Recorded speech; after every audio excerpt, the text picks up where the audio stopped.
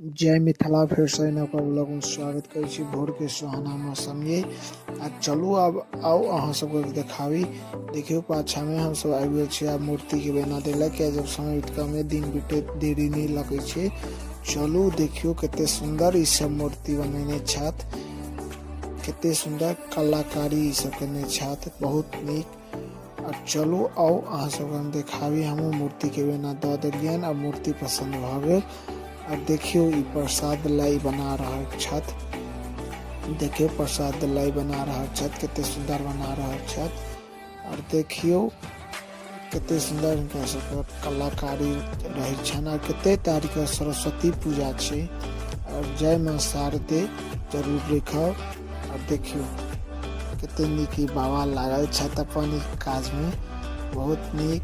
देखियो प्रसाद लाई यो सबटा हिनके सबके भगवान के